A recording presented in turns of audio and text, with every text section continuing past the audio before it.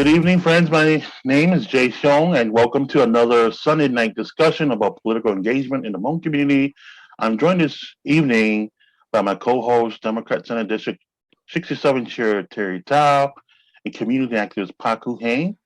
As many of you already know, we started this weekly show during the 2020 election to combat political disinformation that was being spewed into the Hmong community. The goal of this show, then and now, is to build a vibrant and resilient political consciousness in our community. And Paku, Terry, and I think one of the best ways we can achieve that is by exploring key political issues so that folks can get a deeper sense of what really is going on. That said, it is Mother's Day today, and so we want to send a shout out to all the moms out there. Happy Mother's Day. Thank you for joining us and tuning in this evening. And like all moms, we all care deeply about the future of our families. And tonight we have two special guests who are here to share with us the work that they're doing to uplift mothers and families. Yeah, that's right. Thanks, Jay. Tonight's first guest is a mom herself. So we're really excited to have Sheng Thao, who will join us. Sheng was born and raised in Stockton, California, where she graduated as valedictorian from Merritt College and then transferred to UC Berkeley. All of this while raising her son as a single mother. And in November 2018, Sheng made history when she won her race to represent District 4 in the Oakland City Council. Oakland, California, folks. So she became the first Hmong American woman elected to public office in the state of California. And then last November, Sheng announced her candidacy for mayor of Oakland. So Sheng, we're really excited to have you on and welcome to our show. We know you have a super busy schedule with your campaign for mayor and also your continued duties as city council member. So thank you for joining us. And I know it's Mother's Day, right? And so, a fellow mom here, and I know in your campaign launch, you spoke about your path into public service, really beginning with the birth of your son, Benedict. What does Mother's Day mean to you, and how did you get here to this role in this work of public service? Absolutely. Well, thank you so much for having me. It's such a joy to be here, especially with my Hmong brothers and sisters. You don't get a lot of that here in the city of Oakland, in California. We do not have a big population of Hmong people at all. And so it's really nice to be in space with you. It is Mother's Day, and I always talk about, how my mother is such a strong person for me. I am a single mom myself.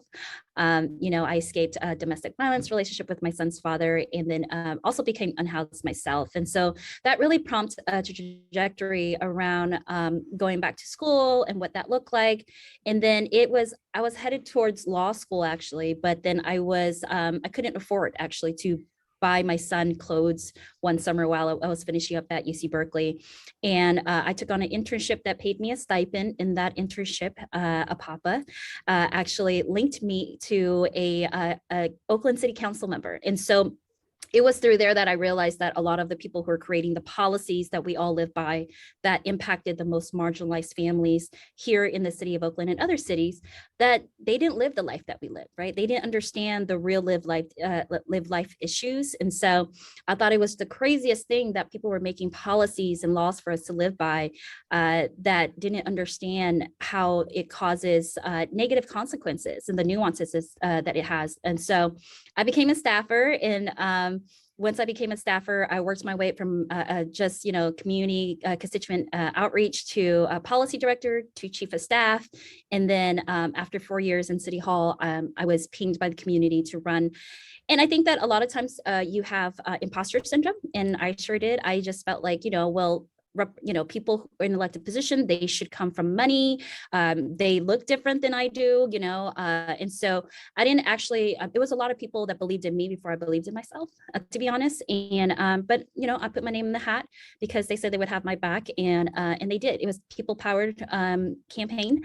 And, they did polling, and it showed that I was flatlining. And so none of the consultants wanted to work with me, but I worked my butt off, just like I know all our, all Hmong or daughters and sons of refugees do. And we knocked on doors, and we won a historical race here in the city of Oakland and in California.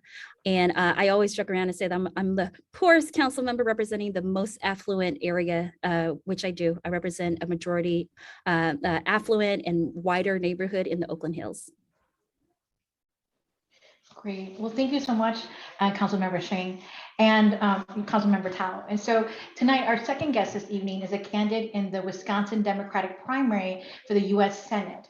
His name is Gu Lee, and Mr. Lee is a Hmong refugee who immigrated to the United States when he was just 7 years old. He earned his degree from Michigan State University and is currently a Fox Valley businessman. Mr. Lee is the first candidate of Hmong descent running for a U.S. Senate seat. So welcome to our show, Mr. Lee. Congratulations on your decision to run. Now, you are running in the primary against 10 other Democratic contenders, including the current lieutenant governor and past legislators and constitutional officers. Tell us a little bit about yourself and why you decided to run. Well, first of all, happy Mother's Day to all the moms out there. And my mom is actually in Tennessee. So if she's watching tonight and when she hears this, happy Mother's Day, Mom. And I truly believe that without our moms, their love and their care, their teachings, we won't be here today. So that saying goes with to my wife as well, who is taking care of our kids. And I think that role is so key to our community and also the nation as a whole. Thank you, Paku, for that wonderful introduction. Sitting back and thinking about this whole journey with our community, with the time frame, 42 years, 44 years that we've been here. Just looking at myself, and I think all of us have the same kind of story, the struggle from, a war-torn country. Some of us, didn't have a chance to get on a bus, on a plane. We had to be on our mom's back, running through the jungle, swimming across that big river. And for some reason, good fortune and some luck, and we're here today. For me personally, I think about this all the time. Everything that I have, every breath that I take, every freedom that I enjoy in this country is because of the system of this democracy, this liberty that we live on. And to sit back and to let, this wonderful citadel of freedom to just kind of crumble or let people to rip it into pieces, I'm not going to sit back and let that happen, because I have 4 little ones. And, Oakland, elder woman, Sheng Thao has 1 little one. All of us have little kids. And I want to make sure that we protect this freedom that we have, that makes sure that our kids have the same things that we have. And so that is very key to my campaign. I love this country dearly, and I want to do everything I can to protect it. And that is why I'm running. Councilmember Thao and Mr. Lee, can you both share with us the role of the positions you two are running for? Tell us about running in larger elections, and especially where this is not there's not as much of a Hmong electoral electorate. And so, Councilmember, I'll start with Councilmember Thao first. But what does the mayor do in your city, and how will this position impact the lives of those who also live there? That's a really great question. And so I know that, so here in the city of Oakland, we do not have a big population of Hmong people at all. The majority here is Caucasian, and then right after that you have African Americans, and then after that you have Chinese. And so you have to build those bridges, you have to build community. And so I've always been a bridge builder, bringing people together. I am the front runner right now. There's 15 people running for the seat of being mayor of Oakland. It's a big race because it's an open seat. Our current mayor is termed out, and so I am the front runner, and I'm very happy to be the front runner, but it's also exhausting and scary all at the same time. So what does the mayor do in the city of Oakland? The mayor of the city of Oakland, we are a strong mayor city here. And so that means it's an elected position. And basically what I would equate that to is being mayor in the city of Oakland, you're basically the CEO or the executive branch of the whole city. And so you bring the values and the vision of how you see the city growing, in which direction it grows, right? How you build out the city. And all of these decisions that you make will be impacting generations to come. And so it's a really big job. Here in the city of Oakland, we're about 500,000 people here in the city of Oakland. It is a port city. And not only is it a port city, but it is one of the major cities in the nation, actually. And so if I were to win this seat and win mayor of the city of Oakland, I would be the first Hmong person in the nation actually to represent and be a strong mayor of a city as big as the city of Oakland here in California. And so, you know, I am endorsed by all of labor. I am a proud labor endorsed, working family endorsed candidate, but I'm also bringing along chamber allies and bringing along many allies that wouldn't usually play in the same sandbox, but I am a bridge builder here in the city of Oakland. And so those are the kinds of things that you can see the mayor do.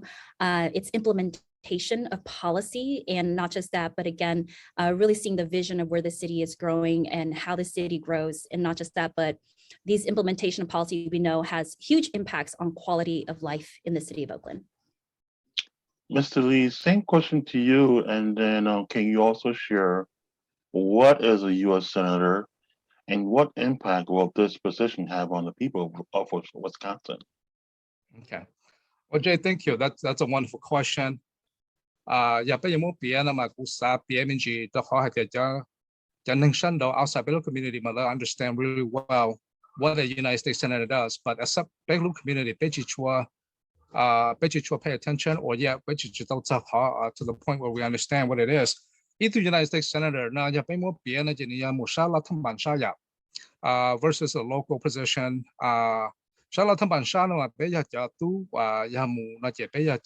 Congress. One of the three branches in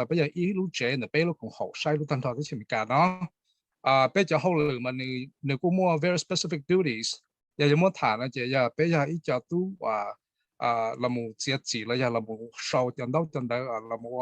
Get to pay thông lợi tới chừng nó sĩ chỉ là là Wisconsin chứ ít United States Senator nếu mua ability nếu lúc trong nếu tua nếu lúc hậu lử nếu tua nếu lo cho khoa thì xoay ya hậu lử là ya xoay ya chỉ gì là ya xoay ya cái trái bé chỉ tạo ra nếu impact thông lợi chỉ cho state thì chỉ ta lên đó sẽ là leadership ở Ukraine bé ya cho United States Senator ya cho là một tờ số hay thì ya ba là chỉ ba là chỉ nên impact tăng lên thế thế mà lúc trong đó 你chuyển chẳng hạn估计包括的你要容易加当地的是嘛还做比如 campaign 是被么啥的被打造被蒙被多年的呢被容易亚的去被政治做热呢无啥的个被说的少做好的但是呢被么等等都亚那都包了还做 abortion rights 可能嘛政治到 into any law 来就要他被到底是的是联盟还要点敲巴呢在不他们说到底那边现在被到讲法庭mà cho nó là thì bên chế rồi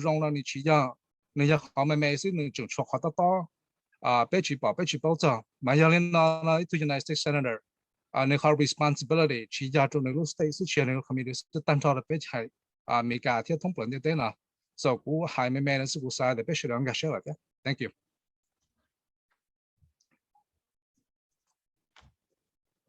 Thank you very much. And so could you so Councilmember Thao, you're currently serving, right, and councilmember in Oakland City Hall. What made you decide to run for mayor? You could have just stayed in your term, right, and continued doing the work for your constituents in District 4 there. What is your vision for when you're elected mayor? You talked about building bridges, but what are some current issues? You know, our show gets broadcast all over the country, but folks may not know what's happening on the ground there. Absolutely. I think that, you know, running, okay, so I am the council president pro tem on the city council, and a lot of people do ask me that question, even here in the city of Oakland. Okay, you're already a leader in the city of Oakland. What are you going to do that's different? And so for me, I remind people that we are a strong mayor here, meaning that on the city council, we're the legislative branch. So all we can do is write the policy, write, you know, the laws and ordinances, but then we hand it over to the executive branch, which is the mayor's office, and it's up to them to implement. They are supposed to implement it And however slowly they do it, or if they even do it at all, becomes a different question. And so for me, I see that I am the most experienced in this race. Yes, I am the youngest in the race, but I am the most experienced in the race. I've been, and I understand how City Hall works. I have strong endorsement, including the California State Speaker, Anthony Rendon, along with Attorney General of the state of California, Rob Bonta, and many others as well too. And I believe that with these networks and connections, which I have cultivated over the many years that I've been on the city council, I've cultivated these relationships so that I can bring these resources to the city of Oakland. It's all about money, bringing money to the city of Oakland. And then once we have those resources, it's all about public safety and access to public infrastructure like our parks. For me, I want to go back to the basics, right? If we can't take care of our family's quality of life of today, then we have no business trying to develop new policies that we can't even implement because we can't handle the on the ground today. And so making sure that people feel safe and that they have access to build community, because that's how we keep ourselves safe, because when we know each other, it's safer for us. And then not just that, but building housing. I think nationwide, we have a homelessness problem, right? A homelessness crisis. And it's the same case here in the city of Oakland. We have an affordable housing crisis. We do not have enough affordable housing and deeply affordable housing. And so that is something that I'm working right now as a council member to plant the seeds in a policy way so that when I am Oakland's next mayor, I can start implementing immediately so that we can see the gap, so we can narrow the gap of our unhoused community. And then of course, access to opportunities, right? Multiple different opportunities, job opportunities, opportunities to climb the economic ladder. That's incredibly important. Growing up as a daughter of refugees, and as you all know, as you all are probably kids of refugees as yourself, it's about, some kids are not going to be privileged enough to go to college. They're going to have to get into the work field and work immediately for whatever reason, right? Whether they have to take care of their family or they don't want to go directly to college. I didn't go directly to college. And so we have to create opportunities and job opportunities, good job opportunities that pay good wages for these families as well too. Because when you put money in people's pocket, that's how you decrease crimes as well too. And so those are the main three factors that I'm running my campaign on, is truly just getting back to the basics and taking care of community and making sure that government works for its residents. Thank you. Mr. Lee, could you tell us a little bit, you're a businessman, right? So you understand, markets and supply and demand, local economics. And I believe this is your first run for public office, right?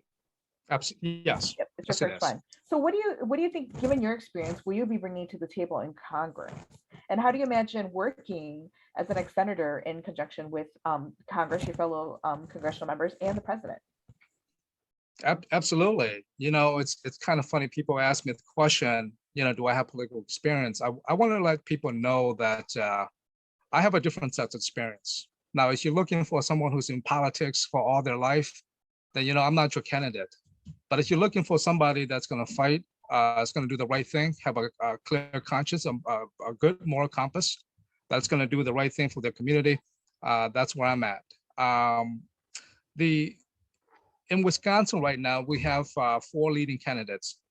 And it's not because, this process, it's not because, people want these 4 people. In some ways, the little guys like myself, the ones that want to do this, we didn't come from money.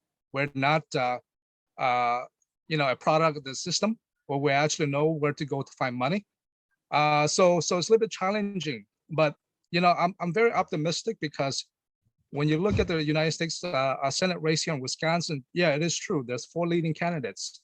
But if you look at the statistics carefully, they're roughly about 50 to 60% of primary voters who are right now undecided. So what does that mean? That means that, yeah, I do have opportunities. We just have to make sure that we get the message out.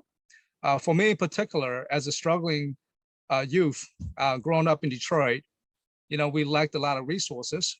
And but somehow, because of the love from the community, my teachers, my parents, my coaches, that's why I was able to succeed, get a chance to go to college, Michigan State, and so forth.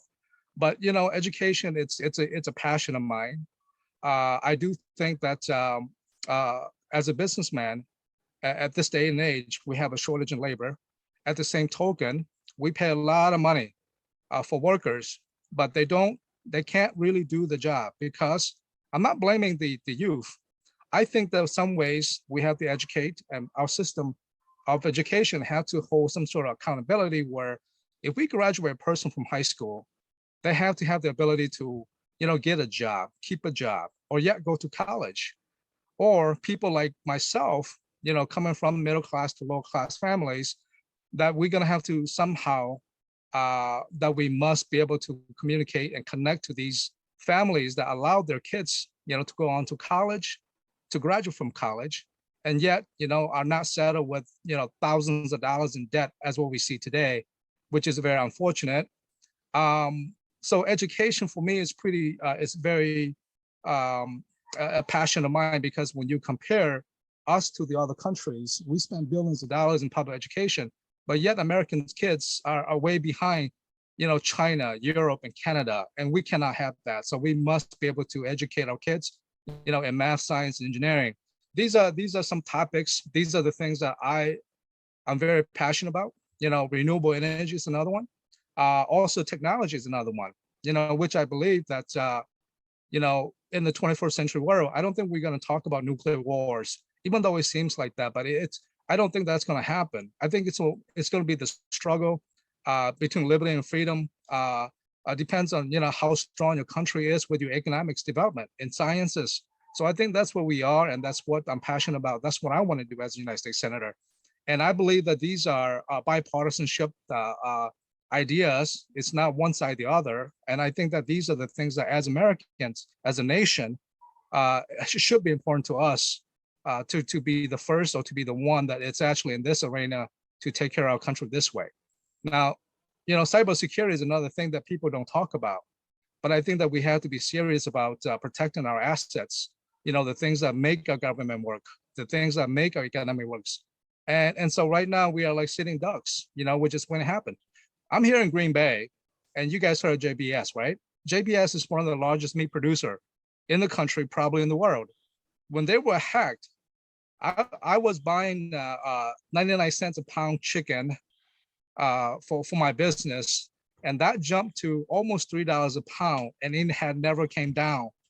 And so, these are the things we could talk about. The Colonial Pipeline, the Northeast, the Southeast.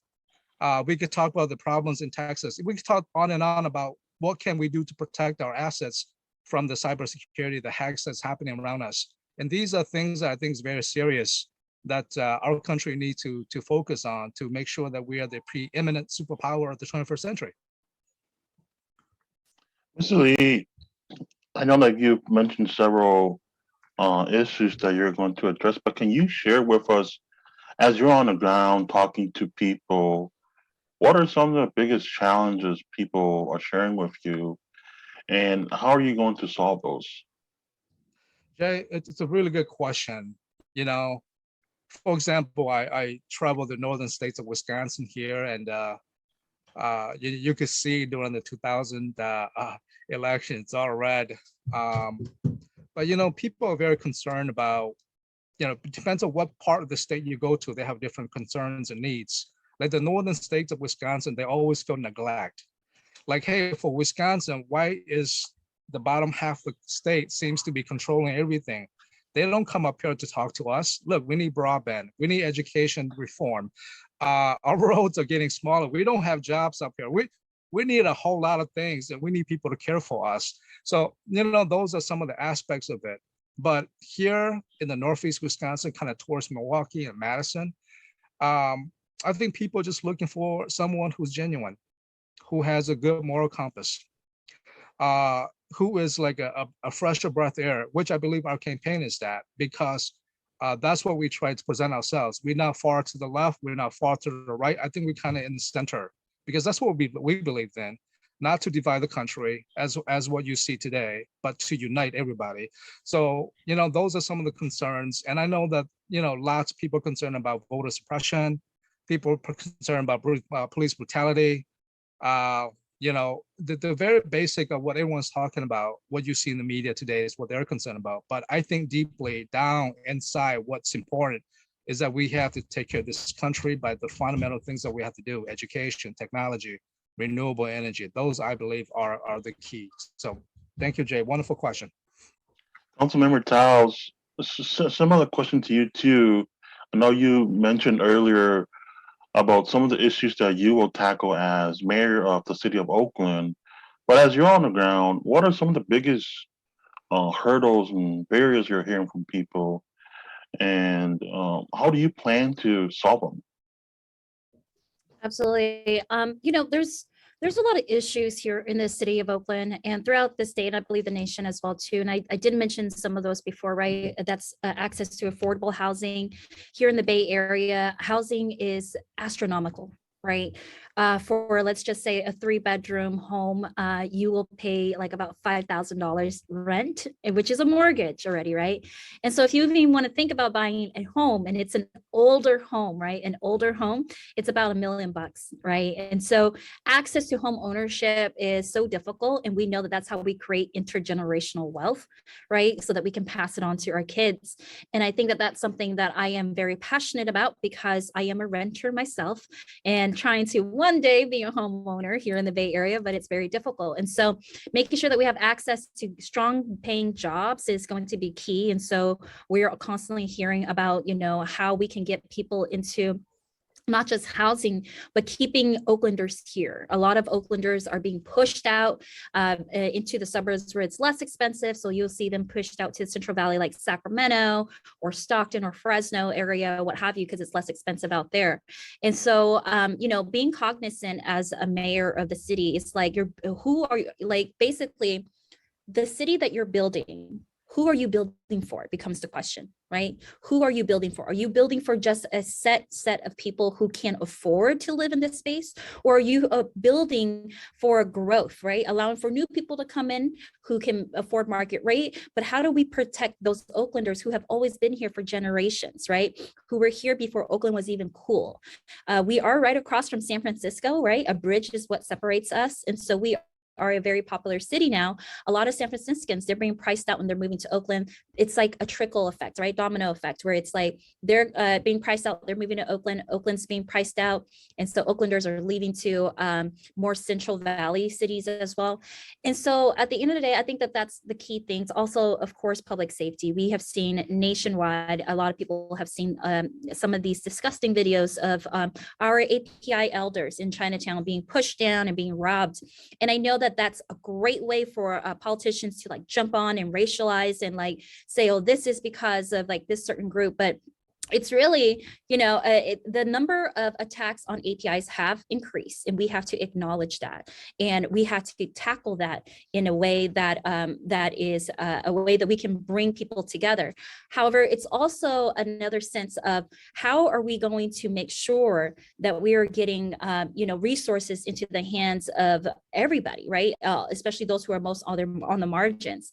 And so there's different ways that we can tackle these issues. I think that these are nationwide, but for me, I'm always big on making sure that we protect our senior citizens. I think that it's very cowardly for people to choose to attack those who are most vulnerable.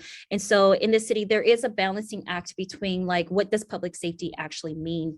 And for me, it means that we invest in the root causes of, why crimes actually happen. And then at the same time, we also are investing into a program that we call Macro, which is a mental health response, so that we are alleviating the stress off of our police officers, so that our police officers can actually go and focus on the violent crimes, right? Our gun crimes, our, shooting crimes. And so that our mental health experts can actually deal with more of the mental health issues. And so that's something that we have invested money into here in the city of Oakland. And so I'm excited to make sure that that succeeds. And then from that point, as mayor, when I do win in January, I want to make sure that we continue those investments for preventative measure, and also to make sure that we are being responsive in how our officers are responding and how long it takes for them to respond, because that is an issue right now. Great. So thank you so much, Councilmember Thao. And Councilmember Thao, you and Mr. Lee, you guys have both been telling us about, why you're running and issues that you guys care deeply about. And so now I want to talk a little bit about your campaigns. And I'll start with you, Councilmember. So the Oakland mayoral race in November will be decided in instant runoff, right? Or in the Twin Cities, we call it a ranked choice voting.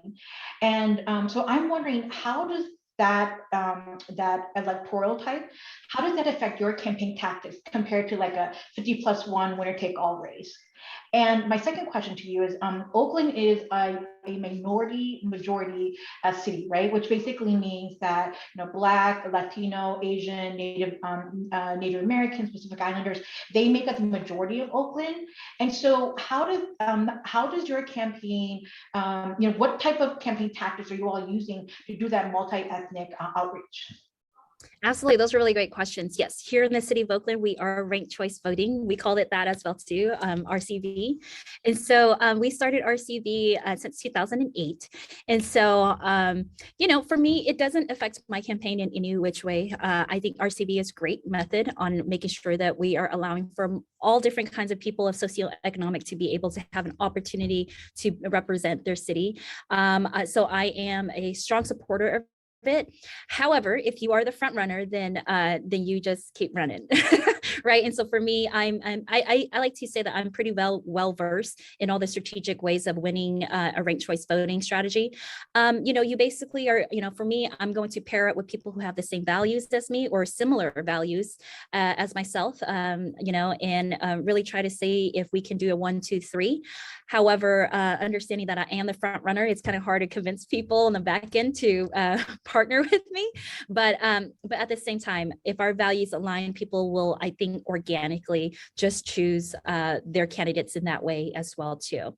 And so the next question is, how does this affect the tactics? Well, actually, I just answered that. And this is a minority majority city. Yes, this is a minority majority city. And so what we're doing on the campaign is that we are actually engaging people of all walks of life and getting them signed up. We're going and getting people registered to vote in monolingual families, right? And so we're talking about your immigrant families or your, Chinese monolingual families or your, Spanish speaking monolingual families. And so really activation of the community is going to be key. We are running as the working families candidate. And so what that means is that we'll get $20 donors, and we know that money powers the campaigns in order to get your message out to the whole city. And so we are asking for small donations of $20, $50. My opponents will get the max amount, and that's okay because we'll have all the people walking on the ground, knocking door to door. So that's the tactic as well too. It's really driving people out and giving them an understanding of like, look, I am you, you are me. Like, I understand your struggle, and I want to make it a better quality of life for you. And so I'm seeing drones of people come out to volunteer to knock on doors, and that's going to be key. That's going to be key to this race. And so, and not just that, but I was one of the champions to push forward a ballot initiative in the last go round, which is being implemented this round, allowing for 16 and 17-year-olds to vote for their school board members. And so even though they can't vote for me, I'm a huge advocate of like just engaging our young people to make sure that they get used to civic engagement. And so I'll be doing a full campaign as well too, to engage our 16 and 17-year-old to go and vote for their school board representative. And it's really interesting how that's playing out because they are so passionate. They are so passionate. Talk about volunteers. Like, some of my volunteers are 16 and 17-year-olds, and they can turn out like 50 people easily. And so, and so that's part of powering our campaign as well too. And so those are the different techniques that we're using, but we are a multi-ethnic campaign. And not just that, but most importantly, we are an intergenerational campaign as well too. And so, you'll see your senior citizens who are making calls and texting and, asking for money on the phone. And then you'll see millennials like myself who are boots on the ground and strategizing. And then you'll see Gen Zers who are doing what Gen Zers do, like their TikToks and whatever have you. And so it's, and we also are engaging elementary kids as well too. My son is turning 16. And so, it's just a beautiful time to be a leader here in the city of Oakland, because I do feel like our campaign is the only campaign that are engaging everybody at all ages. And not just that, but multi-ethnic outreach is a huge plus for us too. I am the only, out of the top 5 candidates, I am the only candidate who is not African American, and so so that's a huge distinction in my race as well too. And so we will see how that shapes up, but I am the working family candidate. Wonderful. Thank you so much, Council Member. Mr. Lee, so you are running for the U.S. Senate in a very crowded field. And according to the most recent campaign finance reports, the Senate race in Wisconsin is going to be one of the most expensive races in this cycle. The incumbent, Senator Ron Johnson, has over $3.5 million on hand, and your Democratic opponents collectively have raised over $19 million. So we know that money alone does not win elections. But like Sheng was saying, it does fuel a lot of the direct voter contact. And we also know that primary voters are slightly different from general election voters. And so I'm just wondering, what is your campaign plan to not only reach out to persuade primary voters to win the primary? It's really interesting coming from a business background. Every time you try to get a promotion, you can't really get enough experience to become the upper manager here or to be promoted to a different position, because no matter how much you practice, there's always different challenges that present themselves. For the primary race here in Wisconsin is really interesting to me because I think when you compare money, then we're just a little guy, a little tiny guy. But I think when you compare ideas and the ability to do this job, I think we're as big as anybody on this stage. And I'm very proud of that, because I think that I, have a chance to go on campaign with all the different candidates that's running for this race. And I'm very proud, just the other day, I was telling my dad and his brothers that regardless whether we win or lose, but I'm very pleased and proud to tell you that if you were there to witness, you would say our son will be capable of doing this job as well compared to anyone else. And, the strategy behind this whole campaign, with money does help, because, marketing is powerful and we all know that. And so with the little money that we make, and it's fun, because we make the money, then we implement it, and we make the money, we implement it. And so we consistently keep on doing that. But I'm happy to say that we're walking slowly, but we're not walking backwards. And that's important here. And, when you don't have the big money, when you don't have the big media and the pundits and spin masters not behind you, you actually become a creative. You find ways that you could pinpoint the things that you need to do right. So every move that we make cannot be wasted move. We can spend $10,000 on this and it doesn't work. So, our strategy is just based on that, and I can't go into details of how we do this, but I think so far we have been very positive responsive to our social media campaign. And yes, the primary voters for the United States Senate race here in Wisconsin are very unique. And we're trying to identify the different class. And, when we talk about the different states that our community are in, I do believe that here in Wisconsin, from afar, you don't think too much of the state because it's just Wisconsin. But if you live in Wisconsin, you truly believe, like me and personally, that I think the people here in Wisconsin has a high degree of love and respect for the Hmong community. And I think that for me in particular, it's a matter of getting out there to meet the delegates, to meet the different type of constituents from the state, no matter where it is. And it's just a matter of expressing and showing them, how much love we have for the state and we care. We care so much so that my story, it's not about me. It's about the loyalty that my dad and his generation shown in Laos. And that's the same kind of commitment that I'm telling Wisconsinites that, look, I'm my father's son. I have the same loyalty to this country because everything this country gave me, I want to give back and to protect it. So the strategy are a little bit different. And so far, I think has been positive. And we have 4 months and we have 60% of people that's undecided. And you truly know what that means. I don't have to spell it out. So, the 4 candidate who's leading this race, I think they have a lot to worry about because 60% of the primary voter is undecided at this point. So we have an opportunity.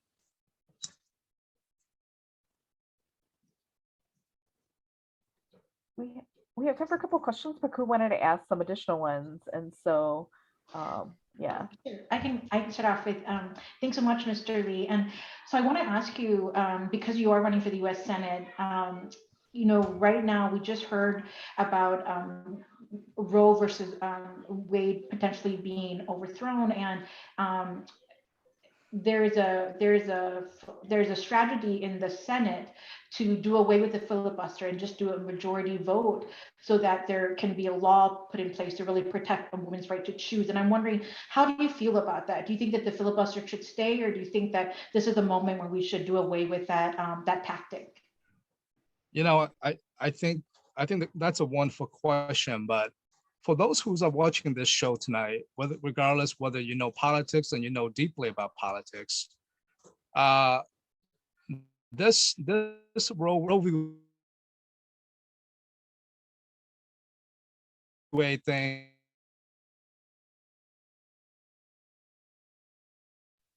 I'm sorry. I think you froze. Can you all hear me? Okay, yeah. I think Mr. Lee might be experiencing an audio problem. So when he comes back, we'll ask him that question again. Sheng, I'll go to you, Councilmember Thao. Homelessness is a big issue in a lot of our communities, but when I went to Oakland, I was so surprised at how bad it is. I mean, it's so blatant, it's everywhere. There is no neighborhood where there isn't homelessness. And I know you talked briefly about that, but can you talk a little bit more about that issue? Is it just about not having enough housing stock, or is there something else at hand that can go to solving this problem? Because it's not just an episodic problem too. It's a problem that's been not only in Oakland and San Francisco for 20, 30 plus years. Can you talk a little bit about homelessness? Absolutely. No, it's not a new problem, but it's definitely a crisis now more than ever, right? We're seeing more than 4,000 people on our streets. And so, yes, it is about, the housing stock, but it's also about, how our housing stock here in the city of Oakland, the demand is so high, we don't have the supply for it. And so it's about preserving our affordable housing stock as well. So I see the housing crisis as an affordable housing crisis.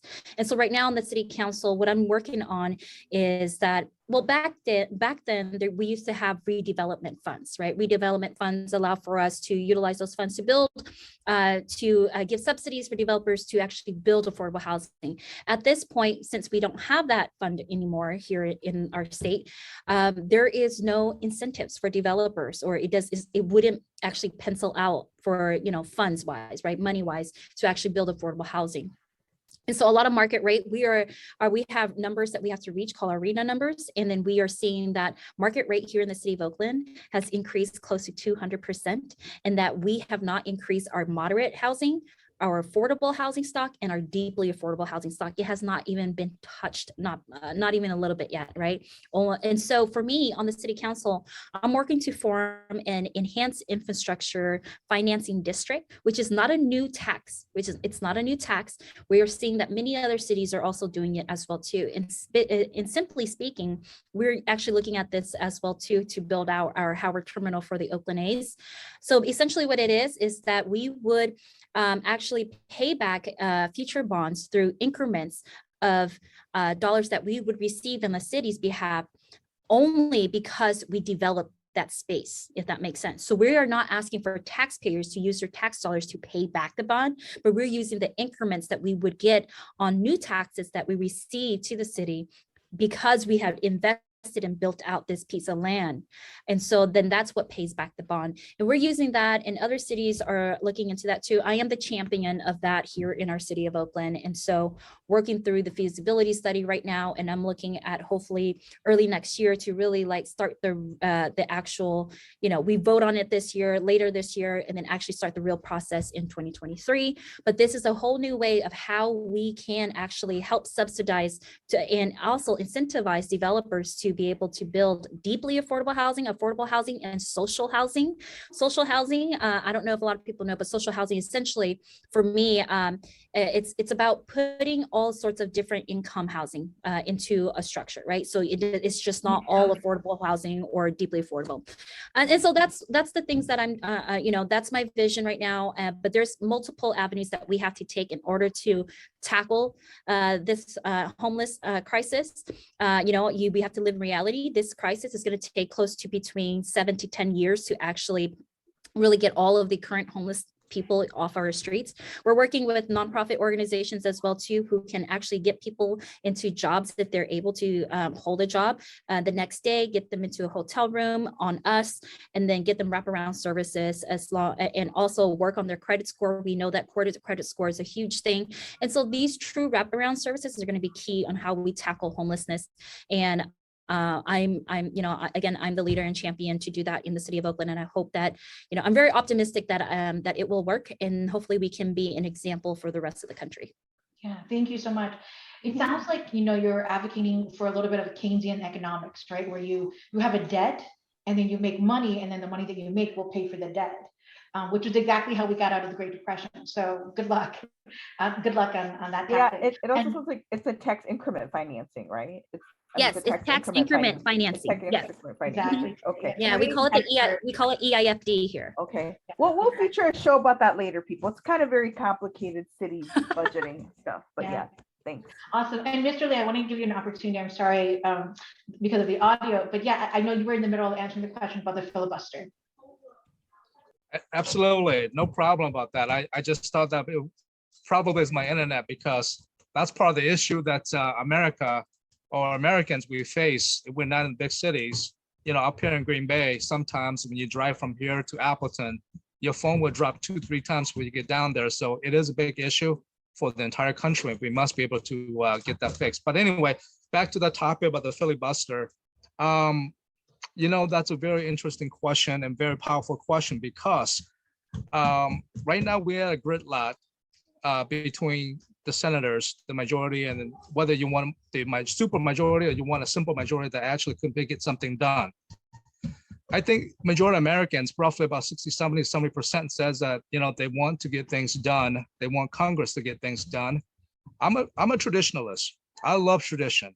And, but also at the same time, I'm flexible enough to realize that when something doesn't work, we have to kind of find ways to make sure that we get those things done. It's not necessary that you have to get the top fruit. You could actually get the low hanging fruits and get things done. And in this instance, if we have to get rid of it so that we could get things done, I'm for that. Because right now, what's causing the gridlock in the Senate is because of that one simple reason, that you have to have a super majority to pass anything. And I think that if we get back down to the simple majority, I think we will get a lot of things done. Many American families are starving because of the fact that we can't get things done. So I believe that we should be able to get that out of the way so we can fix a lot of the things that needed for the American public. Well, sorry, Paku, did you have an additional question? Sorry. Okay. Well, great. Well, thank you for joining us tonight. How can folks find out, Mr. Lee, how can people find out about your campaign? Where can they go learn more about you? You could actually go to my website, www.leeforwisconsin.com. But the thing about being the smallest guy, money-wise, deep pocket-wise, running the show, even doing that is challenging for my campaign, my camp. But that's where you will find most information. It's got direct lines there as well.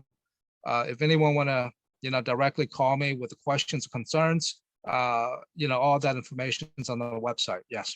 Great. And the primary is and The which month? primary is scheduled for August 9th, August 9th. Okay. 2022. All right. And yes. Awesome. And Sheng, same for you. How, if folks want to learn more about you and your campaign, where would they, where could they go?